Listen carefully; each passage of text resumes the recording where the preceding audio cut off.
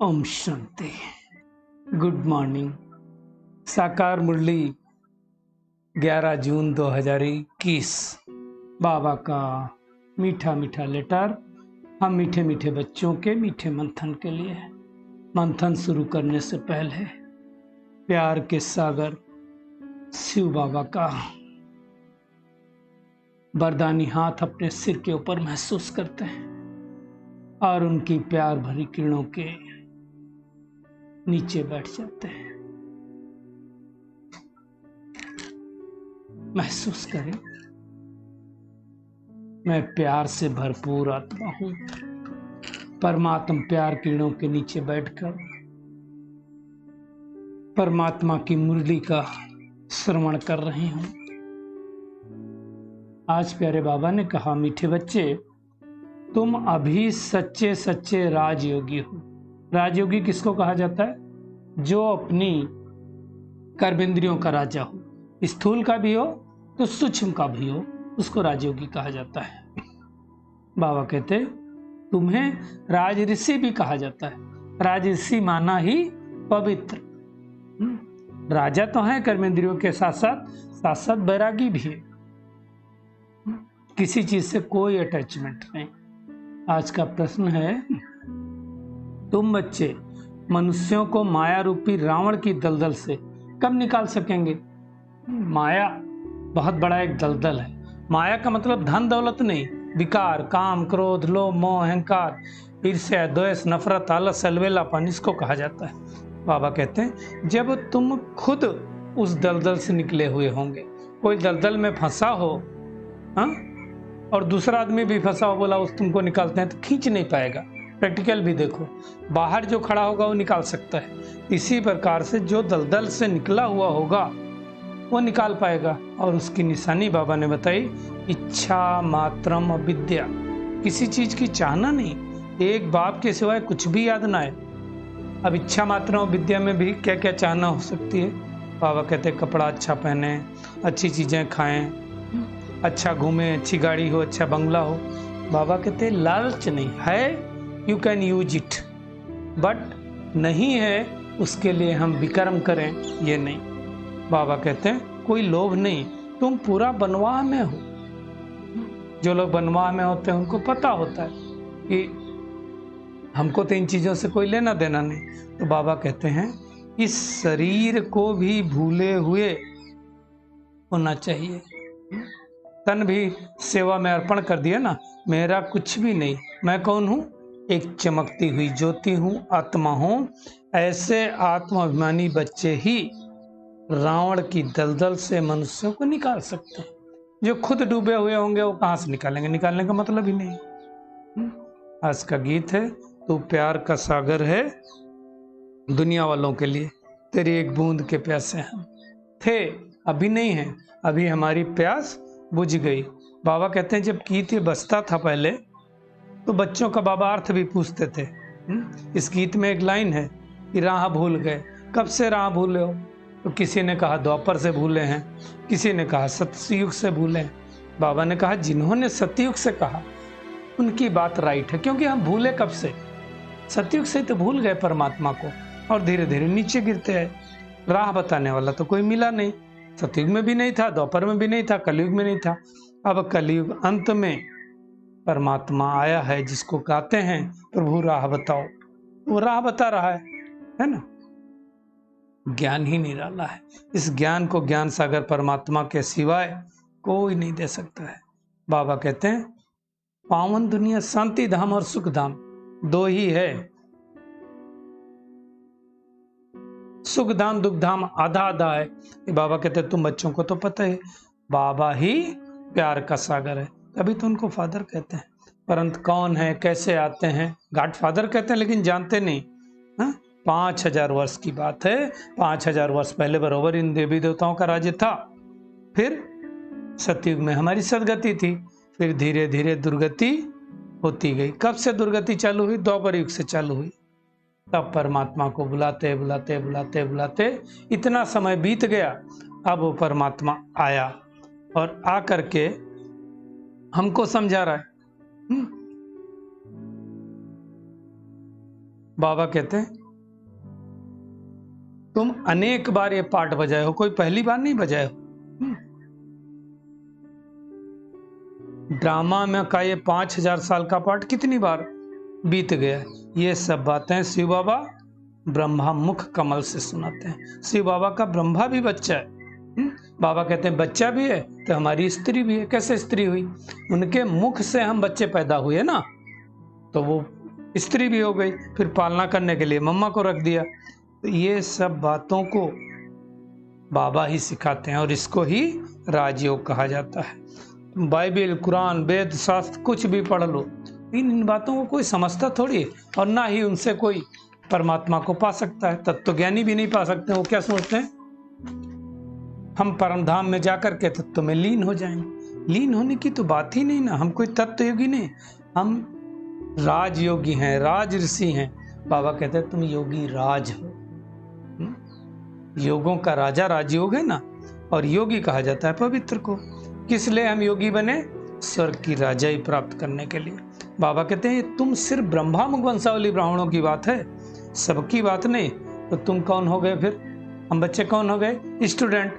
और स्टूडेंट को टीचर कभी भूलता नहीं, तो हमको बाबा को कभी भी नहीं भूलना है।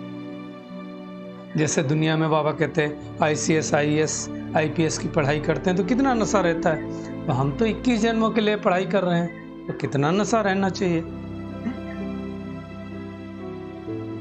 तो ये सब बातें बाबा समझाते हैं। बाबा कहते हैं तो ये बेहद का नाटक है। ये नाटक अब पूरा हुआ, तुमको वापस घर जाना है अपने, तो खुशी होनी चाहिए, है ना। इस नाटक में इतनी छोटी आत्मा में इतना बड़ा पाठ भरा हुआ। आत्मा पाठ बजाते बजाते थक जाती है, तब परमात्मा को कहती है आओ और हमको राह बताओ, सुख शांति हम पाएं।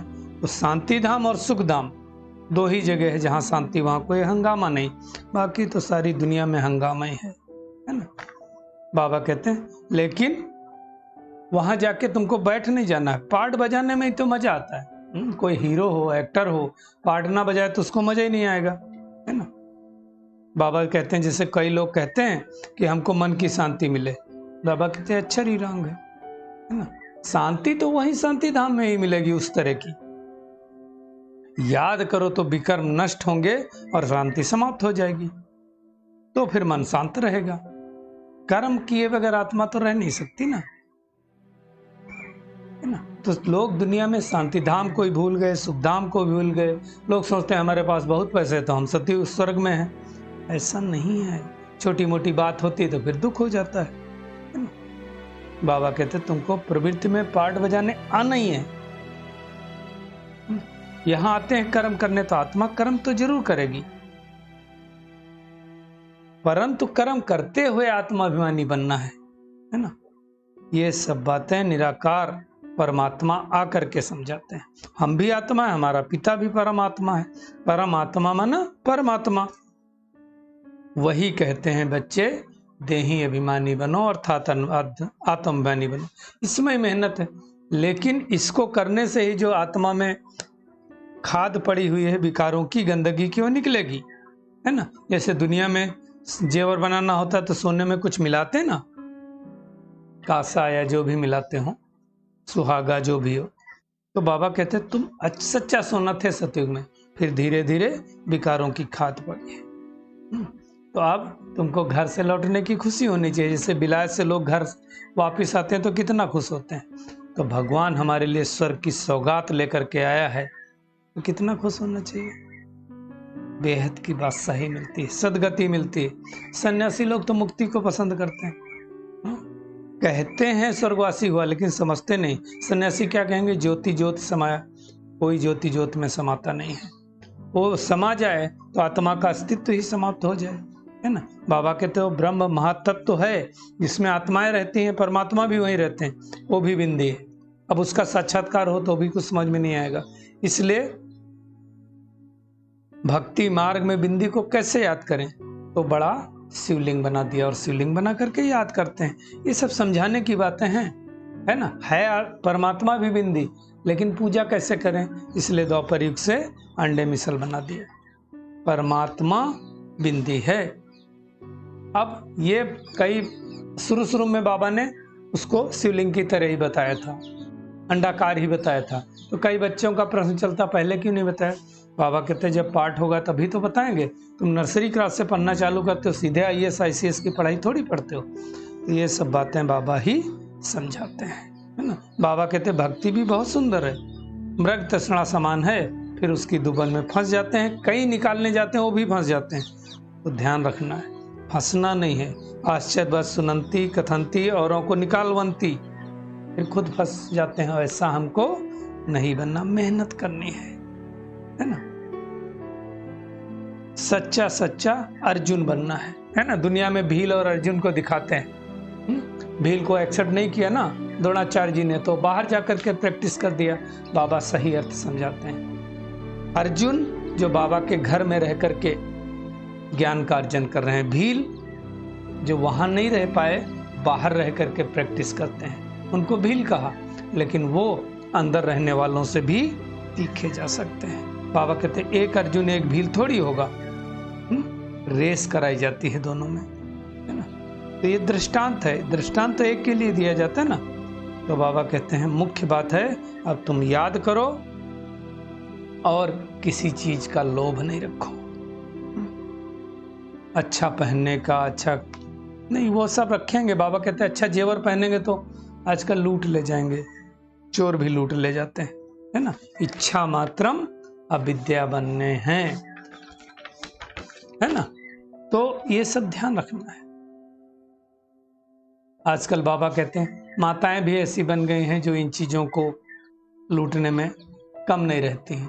तो हमको इन सब चीजों से मुक्त बनना है। बाबा वर्षा दे रहा है, मैं आत्मा हूं, मुझे आत्मा को मेहनत करके बाबा से वर्षा लेना है। बस मैंपन को छोड़ करके एक बाबा को याद करना है। ब्रह्मा बाबा भी कहते हैं जो ज्ञान शिव बाबा सुनाते हैं, पहले मैं सुनता हूं फिर तुम सुनते हो। मैं भी सुना सकता हूं, लेकिन तुम यही समझो हमेशा शिव बाबा सुनाते हैं। तो विचार सागर मंथन करना ये बच्चों का काम है। तो आज सारा दिन क्या करेंगे? एक तो मैंपन को छोड़ करके मैं आत्मा हूं, इसकी प्रैक्टिस करेंगे। यही मेहनत करनी है हमको, आत्माभिमानी बनने की घड़ी घड़ी मेहनत करना है। अब हम बनवाह में हैं, इसलिए कोई फैशन नहीं करना है। सच्चे सच्चे राजयोगी राजऋषि बन करके बाबा को याद करना है। पाठ बजाते हुए, कर्म करते हुए शांति स्वधर्म में टिकना है ना। शांति धाम और सुख धाम को याद करते करते इस दुख धाम को भूल जाना है। मीठे बाबा का मीठा वरदान, हर संकल्प, समय, शब्द और कर्म द्वारा ईश्वरीय सेवा करने वाले संपूर्ण वफादार हो। बाबा कहते हैं संपूर्ण वफादार उन्हें कहा जाता है जो हर वस्तु की, हर चीज की पूरी संभाल करते हैं, कोई चीज व्यर्थ नहीं जाने देते हैं। बाबा कहते हैं तो चेक करो, जब से तुम्हारा जन्म हुआ अर्थात बाबा के बने, तब से संकल्प, समय, श्वास, कर्म सब ईश्वरीय सेवा में लगा। बर्बाद तो नहीं करते। नहीं, ऐसा नहीं कि मैंने 1 सेकंड बर्बाद कर दिया तो क्या हुआ, लोग घंटों करते हैं। नहीं, व्यर्थ बोल भी नहीं निकलना है, तन द्वारा व्यर्थ कर्म भी नहीं होना, और सबसे सूक्ष्म बात, मन द्वारा व्यर्थ सोचना भी नहीं, है ना। ऐसा नहीं सोचो 1 सेकंड व 1 पैसा व्यर्थ गया तो कोई बड़ी बात नहीं। संपूर्ण वफादार अर्थात सब कुछ सफल करने वाले। स्लोगन है श्रीमत को यथार्थ समझकर उस पर कदम कदम चलने में ही सफलता मिलती है। इसलिए हर श्रीमत का हमको पालन करना है। चलिए परमात्मा किरणों के नीचे बैठ जाते हैं और महसूस करें, मैं पद्मा पदम भाग्यशाली आत्मा हूँ। इस पुरुषोत्तम संगम युग में परमात्मा ने मुझे सच्चा सच्चा राजयोगी राजऋषि बना दिया है। तो घर गृहस्थ में रहते हुए भील की तरह मुझे पुरुषार्थ करके इच्छा मात्रम अविद्या बनना है। मैं आत्मा हूँ, प्यार के सागर की संतान हूँ, इसी रूहानी नशे में रहना है। अब कोई फैशन नहीं करनी है, बनवाह में स्थित होकर के संपूर्ण इच्छा मात्रम अविद्या बनना है। कर्म करते हुए भी शांति धाम, सुख धाम को स्मृति में रखना है। हर संकल्प, हर बोल, हर समय, हर कर्म की इकोनॉमी करनी है। इसको ही संपूर्ण वफादार कहा जाता है। एक भी संकल्प व्यर्थ न जाए, एक भी पैसा व्यर्थ न जाए, ऐसा श्रेष्ठ पुरुषार्थ करना है। सारा दिन परमात्मा श्रीमत पर चलकर खुद को शक्तिशाली बनाना है।